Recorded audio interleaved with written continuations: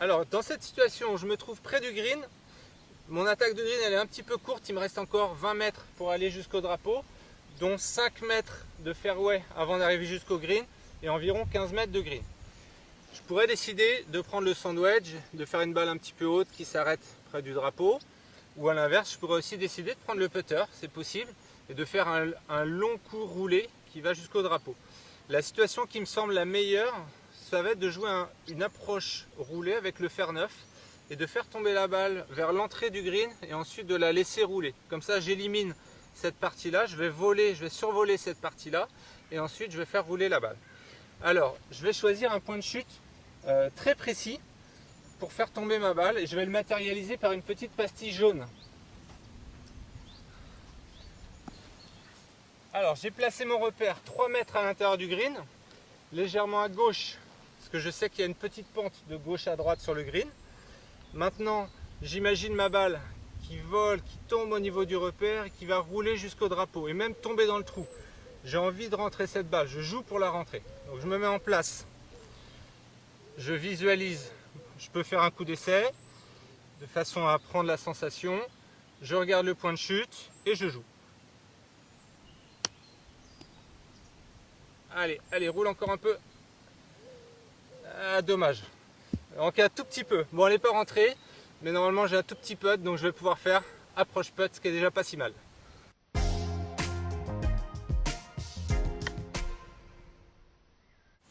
Alors l'organisation, c'est d'abord une face de club directement vers la cible, directement vers le point de chute, et un club qui repose sur la semelle, de façon à ce que ce soit vraiment la semelle qui vienne glisser, qui vienne frotter l'herbe sous la balle.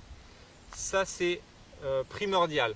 Et une fois que le club est placé, je vais organiser mon corps autour avec le manche du club qui vient pointer sous mon aisselle gauche, les pieds resserrés pour pouvoir assurer le contact. Je ne veux surtout pas de déplacement latéral. Et mon pied gauche il est un petit peu en retrait. Ça c'est une préférence pour pouvoir accompagner un petit peu avec le corps vers la cible. Voilà pour l'organisation. Et dernier point, j'insiste beaucoup là-dessus, les bras très relâchés et le grip léger. Et là je me sens bien pour pouvoir jouer mon coup.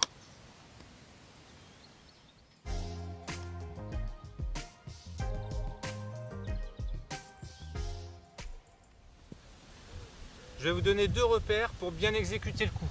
Le premier, ça concerne le chemin du club. Je vais placer ici un tube de balle directement vers ma cible et je souhaite que la tête de club suive ce chemin, donc fasse une ligne pour aller vers la cible. Je ne veux pas que la tête rentre ici à l'intérieur, je ne veux pas qu'elle aille ici non plus, je veux vraiment qu'elle fasse un trajet en ligne avec une face qui reste orientée longtemps vers la cible.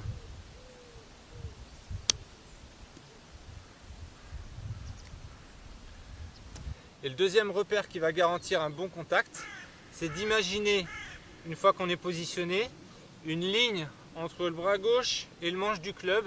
Et on va essayer de garder cette ligne pendant tout le mouvement. Donc il n'y a pas de jeu de poignet, il n'y a pas des mains qui tournent.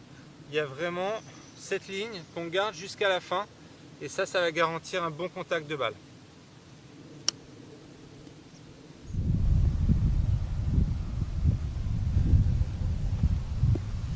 Alors pour vous entraîner, vous pouvez placer une dizaine de balles tout autour du green, plus ou moins loin.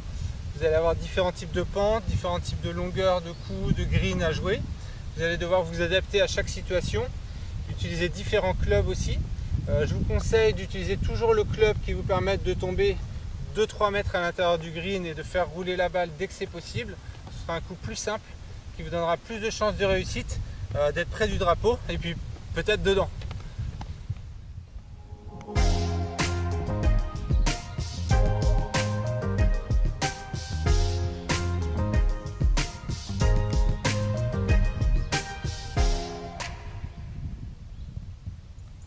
Et aujourd'hui je termine ma séance par un défi. Je ne termine pas la séance tant que j'en ai pas rentré une.